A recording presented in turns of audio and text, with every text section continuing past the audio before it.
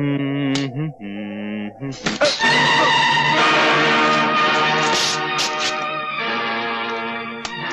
तुमने टांग अड़ाई है 144, फिर ना रोना कभी, नहीं तो उसे काट कर तुम्हारी गर्दन के साथ बांध दूंगा। तूने भी आज जवान लड़ाई है छोकरे, दोबारा नहीं लड़ाना, वरना इसे जबाड़े में से निकालकर चील और कौवों को डाल दूंगा। हाँ। तुम जानते नहीं, मेरा नाम शक्ति सिंह है, और शक्ति सिंह जिस जेल में जाता है वहां का जेलर या तो इस्तीफा दे देता है या किसी दूसरी जेल में तबादला करवा लेता है। हमारा रिकॉर्ड भी कुछ तुमसे बुरा नहीं है।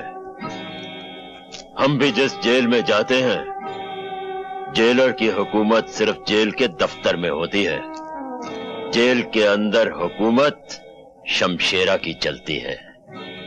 हर कैदी को हदायत है कि जब भी शमशेरा के सामने से गुजरे पहले झुक के सलाम करे और फिर आगे बढ़े। और हमारे सर को शमशेरा ना ही झुकने की आदत है ना ही सलाम करने की।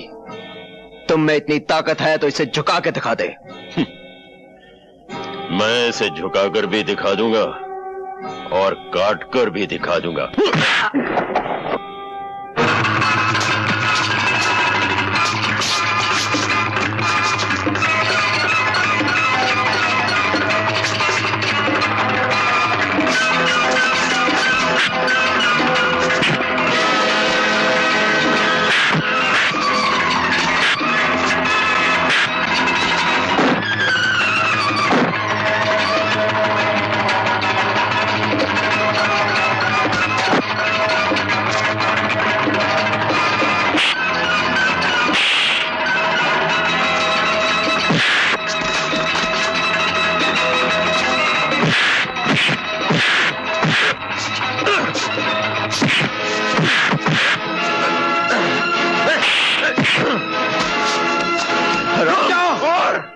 शमशेरा, शमशेरा, तुम 7 साल के लिए जेल में आए थे, लेकिन इन्हीं खूनी उबालों की वजह से तुम्हारी सजा 7 साल से बढ़कर 14 साल हो गई, और फिर 14 साल से 21 साल। कल तुम्हारी रिहाई का दिन है, कहीं ऐसा ना हो कि रिहाई का मुंह देखने के लिए फिर तुम्हें बरसों लग जाए। शमशेरा ने पहली बार अकल की बात सुन भी ली और मान भी ली। नौजवान जाओ, तुम्हारी किस्मत अच्छी है।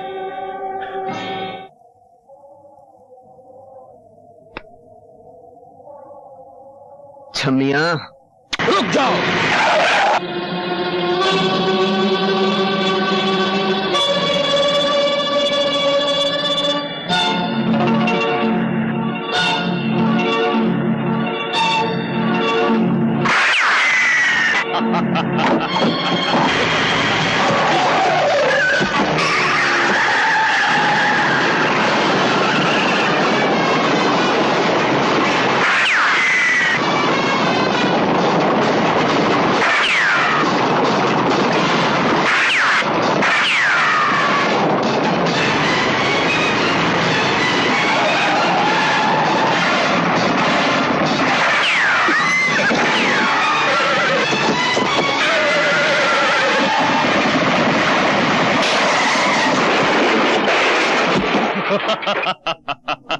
ले चलो।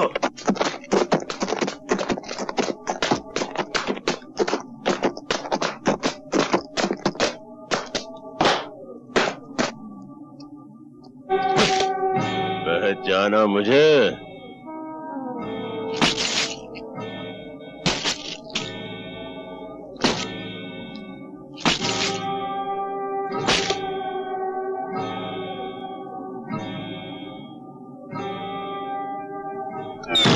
अपनी मौत को सामने देखकर भी नहीं पहचानते? शमशेरा,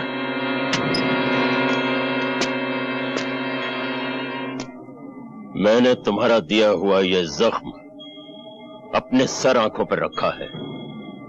बरसों जेल में पत्थर तोड़े हैं ताकि जिस दिन तुमसे मुलाकात हो तुम्हारा हिसाब चुकता कर सको। आज वो दिन आ गया है ठाकुर। इसे पहचानते हो?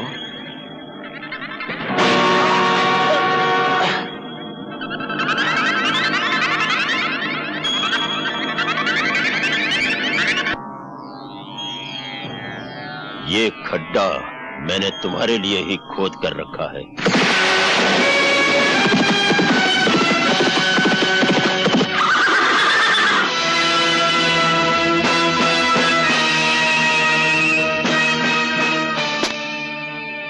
जो दूसरों के लिए खड्डा खोदता है वो खुद उसी में आकर गिरता है।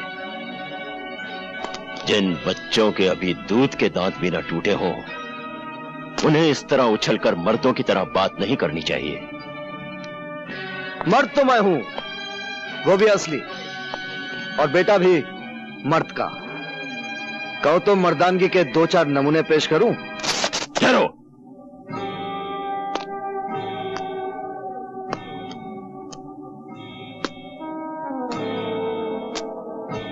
लगता है कि तुम्हें पहले कहीं देखा है। हाँ, जरूर देखा होगा।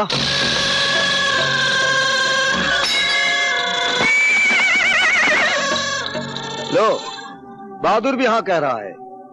अच्छाई बुराई की मुलाकात तो हर युग में होती है, फिर वही होता है जो हमेशा से होता आया है। बच्चे, हम कोई मामूली बला नहीं।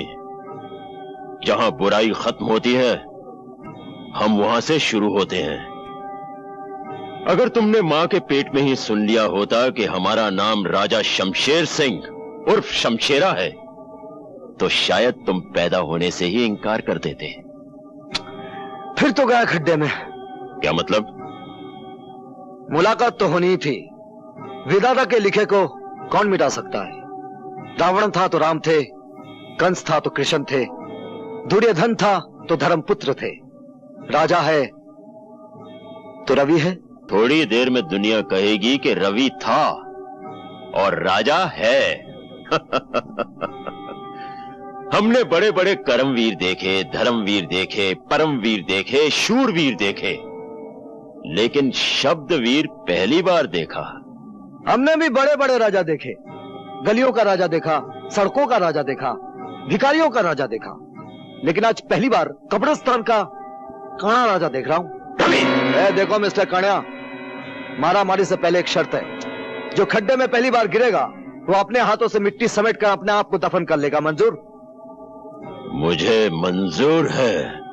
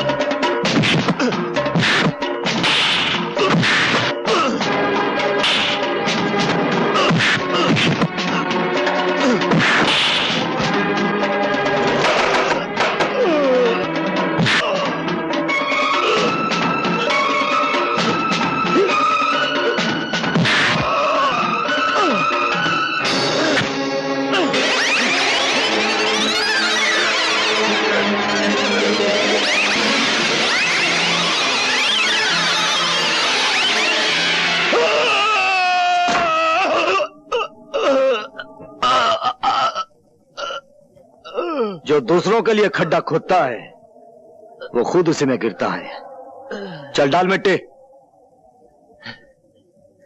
बेटा, इसे माफ कर दो। चल, आज तुझे माफ किया, ये तेरी पहली गलती थी। और एक बात सुन ले, अगर बुराई तेरा कर्म है तो अच्छाई मेरा परम धर्म है।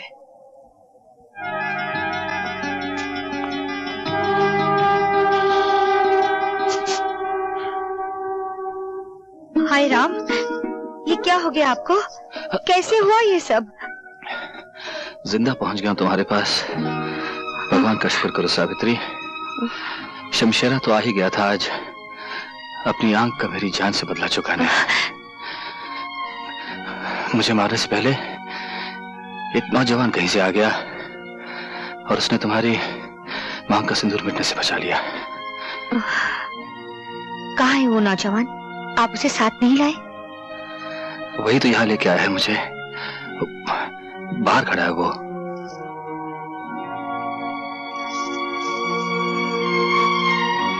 भगवान तुम्हें बहुत कामयाबी दे बेटा। मैं तुम्हारी झोली सोने चांदी से भर दूंगी। तुमने मुझ पर इतना बड़ा उपकार किया है कि... जो मैंने किया है वो उपकार नहीं था, वो मेरा धर्म था, और धर्म अपना इनाम खुद होता है। उसे सोने चांदी के तराजू में तोलकर मुझे शर्मिंदा ना कीजिए।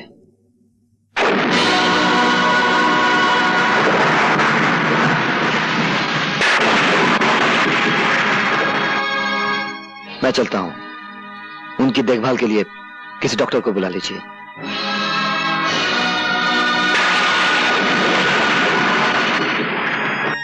डॉक्टर साहब का बहुत खतरनाक एक्सीडेंट हुआ है, आप उनसे नहीं मिल सकती। मेरा मिलना उनसे बहुत जरूरी है। लेकिन आप समझते क्यों नहीं, उनकी जिंदगी और मौत का सवाल है। मेरी भी जिंदगी और मौत का सवाल है। सुनिए सुनिए। डॉक्टर साहब, मुझे मालूम है इस वक्त आपको परेशान नहीं करना चाहिए, पर मेरे लिए जानना बहुत जरूरी है। रवि क्या आपका बेटा है? तुम्हें कुछ शक है सावित्री? जी हाँ, मुझे पूरा यकीन है रवि आपका बेटा नहीं है। सच क्या है डॉक्टर साहब, बोलिए सच क्या है? ये सच है सावित्री, रवि तुम्हारा ही बेटा है।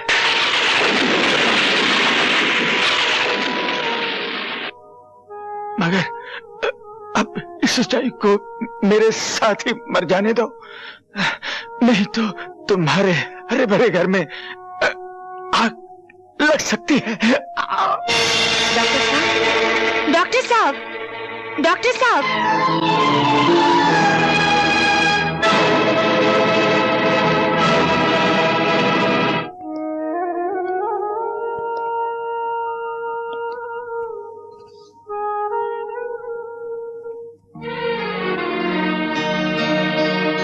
मां के बाद आप ही मेरे सब कुछ थे, हम मुझे छोड़कर चले गए।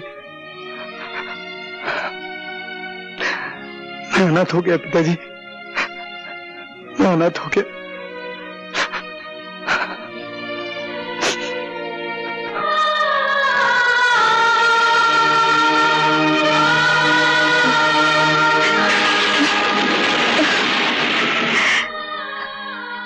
हे भगवान, अब मैं क्या करूं? पति पत्नी के जीवन की इमारत सिर्फ विश्वास की बुनियाद पे खड़ी होती है। सावित्री, जिस दिन प्रेम को पता चल गया कि तुम उसके विश्वास की आंखों में धूल झोंकती रही हो, तो इस इमारत को गिरने से कौन बचा सकेगा?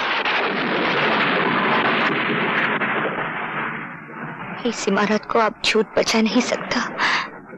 बचा सकता है तो सिर्फ सच ही बचा सकता है। और आज मैं सच बता के रहूंगी।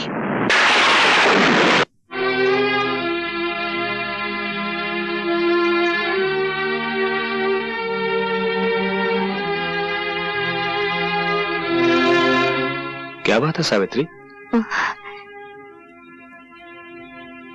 बात कुछ ऐसी है जो मैं ना कह सकी तो मेरा दिल अंदर ही अंदर घुट कर मर जाएगा। मैं आपसे सब... मैं जानता हूं तुम क्या कहना चाहती हो। मैंने तुम्हारी आंखों में तुम्हारे दिल की कहानी पढ़ ली है। तुम अपने बेटे के बारे में बात करना चाहती हो ना? हाँ हाँ, आपको कैसे मालूम कि मैं अपने बेटे के बारे में बात करना चाहती हूँ? सावित्री, मैंने जिंदगी के कितने साल गुजारे हैं तुम्हारे साथ, दुख सुख बांटे हैं। तुम्हारी जिंदगी का ऐसा कौन सा कोना है जो मुझसे छुपा है एक कोना जिसमें आज तक अपने... मैं वो कोना भी जानता हूं। उसका नाम है रवि। रवि? क्या बताया रवि ने आपको? उसने बताया कि तुम डॉक्टर को मिलने गई थी। डॉक्टर ने तुमसे कुछ कहा और दम तोड़ दिया। वो बिलक बिलक कर रोने लगा और तुमने उसके सर पे अपना हाथ रख दिया। और क्या कहा रवि ने? उसने कहा जब अपना हाथ तुमने उसके सर पर रखा तो उसे ऐसा लगा जैसे उसकी मां वापस आ गई हो।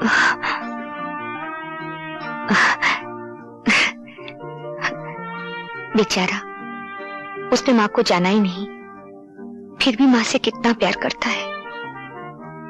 डॉक्टर साहब के चले जाने के बाद वो अकेला हो गया है। मैंने उससे कहा वो हमारे घर आ जाए। मुझे विश्वास है तुम उसे माँ का प्यार दोगी। मैं उसे घर ले आऊं? हाँ, घर? नहीं। क्यों, क्या बात है? मेरा मतलब है कि मैं तुम राजेश के बारे में सोच रही हो? कहीं वो सोचेगा कि उसका हक बांटने वाला कोई आ गया। कोई बात नहीं, रवि हमारे गेस्ट हाउस में ठहर जाएगा, ठीक है? सावित्री, जवान बेटा बाप का बाजू होता है, ये मुझे रवि के आने के बाद ही पता लगा है। वो कैसे?